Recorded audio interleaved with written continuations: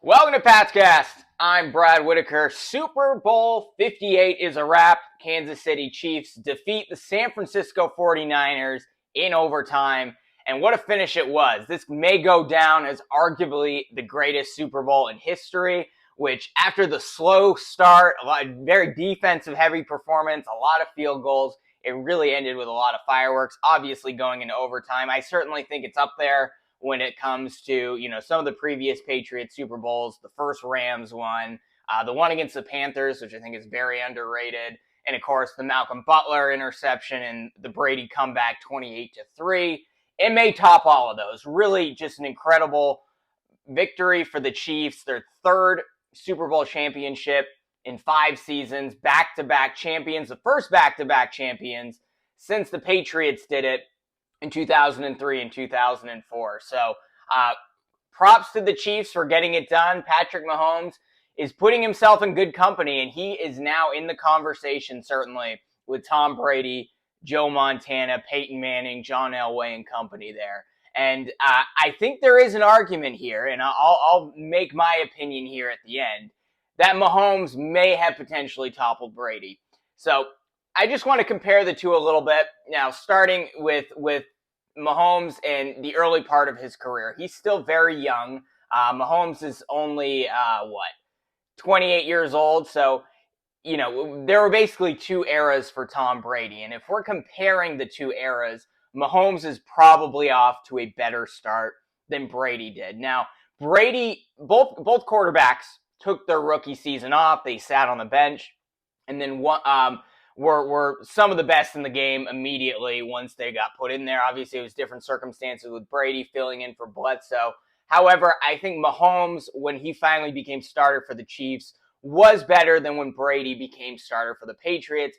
Brady did not win an MVP until 2007. So he had been in the league for about 6 seasons already playing, and it really wasn't until the Randy Moss season where they nearly went undefeated that Brady finally earned his first MVP. Mahomes won it right away. Now, of course, Brady beat him in the AFC Championship game that year, but the Chiefs were the more dominant team. They were the number 1 seed going into the postseason.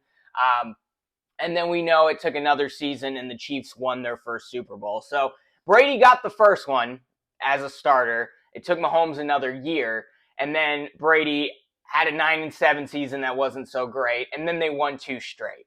Now for the Chiefs, took a year where they were the 1 seed, lost to the Patriots in the AFC title game. Then they won a Super Bowl. And then they lost to Brady in the Super Bowl against the Bucs. And then there was the Rams-Bengals Super Bowl. Bengals beat the Chiefs at Arrowhead to win the AFC Championship that year. And then Mahomes won 2 straight championships, right? So Brady won 3 and 4 seasons.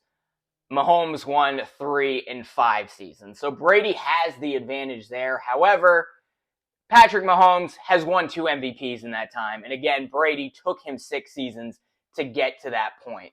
So I would argue, even though Brady had 3 championships in 4 seasons and it took 5 for Mahomes to get to that point, Mahomes was off to a better start because the Chiefs were consistently a number 1 seed until this past season.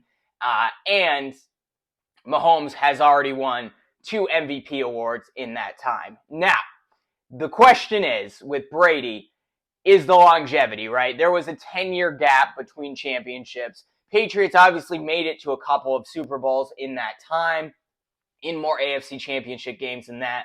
They didn't win any Super Bowls, but they stayed competitive. Brady did win the most valuable player 2007, 2010, and really only won 1 more MVP during that late Super Bowl run. And it was the year they actually didn't win when they lost the Eagles in the Super Bowl.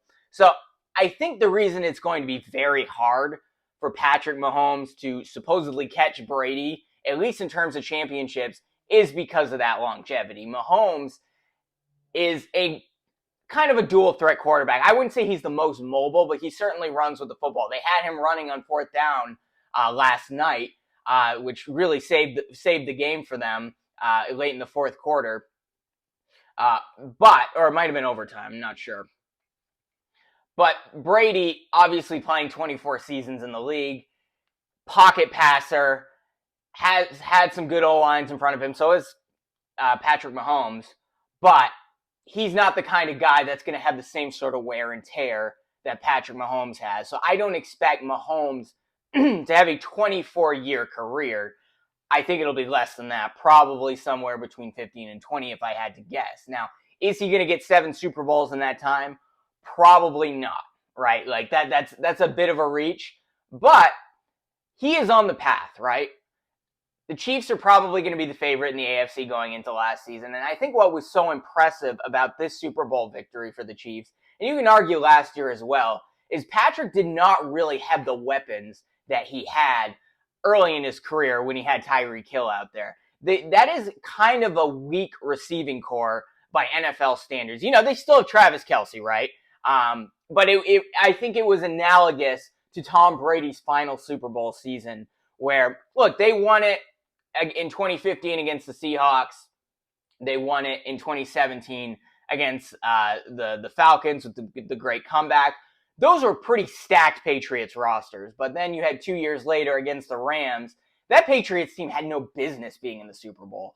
And that was a real run that the team kind of changed its offensive identity in the final weeks of the season, really pounded the football, pounded the rock, still threw the ball. Brady had a great throwing game in Kansas City against the Chargers the week before, but they really did upset the Chiefs in a game they really had no business being in, and then managed to play a defensive-heavy game to beat the Rams in the Super Bowl. I think this was an analogous season for the Kansas City Chiefs because they went into the postseason, had to win on the road, had to go into Buffalo and beat Josh Allen. That was a close game. Then they had to go against Baltimore, who was the presumable favorite heading into the postseason. You know, I think that was one of the better Ravens defenses we've seen since the early 2000s. And they were obviously stacked on offense with Beckham, with Zay Flowers. Aguilar was playing well. And, you know, you have Lamar Jackson, who won the MVP this season. That was a team that should have been in the Super Bowl, and the Chiefs went in there and upset Baltimore as well. And they were underdogs heading into last night against that Kyle Shanahan offense and that great defense that the San Francisco 49ers have. And they really struggled in the first half. Mahomes looked pretty rattled for the first 2.5 to 3 quarters of that game. And that really is the heart of a champion that we've kind of seen from Tom Brady with the 28-3 comeback, with the last Super Bowl in New England, with going into Tampa in an unknown organization and really kind of struggling the first half of the season and then rallying the team and getting them to the promised land. Mahomes was able to do that. So, look, in my opinion, is the GOAT Patrick Mahomes? No. But is he on the path to being the GOAT? Potentially, yes. And I think these next 2 to 3 seasons are going to determine whether Patrick Mahomes is considered the greatest of all time. And I don't think he necessarily has to catch Tom Brady in terms of Super Bowl titles, but it's more the body of work that he's putting in a short period of time. If he wins multiple MVPs, I think he's probably going to win a couple more. If he wins 3 more Super Bowls, if he gets close, if he gets to 6, I think you can argue Patrick Mahomes might be the greatest of all time. Now, the big factor, however, which is always going to make this argument difficult, even if Mahomes wins 7, 8, or 9 Super Bowls, is Tom Brady beat him head-to-head in the games that mattered. Both players are 3-3 against one another, but Brady beat him in the AFC Championship game in Arrowhead the year Mahomes won the MVP, his first MVP.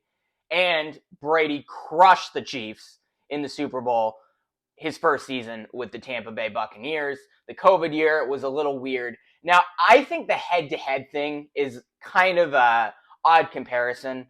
You know, I hear this like, Eli Manning was better than Tom Brady. No, obviously not. But he did beat him head-to-head in the Super Bowl twice. But they're not on the field at the same time, right? So, you know, that is a bit of a disclaimer you have to put on the thing, is that, you know, Brady's not competing against Mahomes directly and vice versa.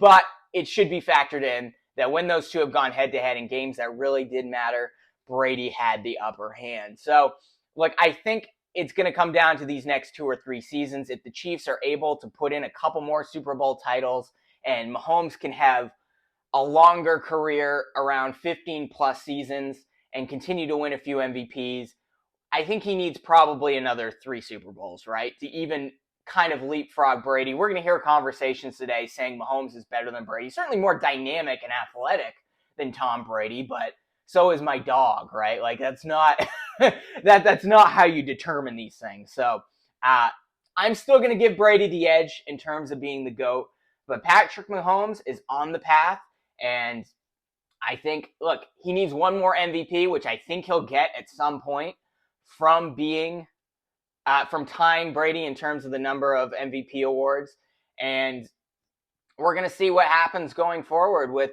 that. AFC is pretty stacked too. I mean, I think this is a far more competitive AFC than Brady really had to deal with, particularly the quarterbacks. I do think the AFC West is kind of a weaker division than most people thought going into the season. So this argument that Brady had it easy in the AFC East because all those teams struggled because they had to play the Patriots twice a year, right? But yeah, I'll give Brady the edge for now.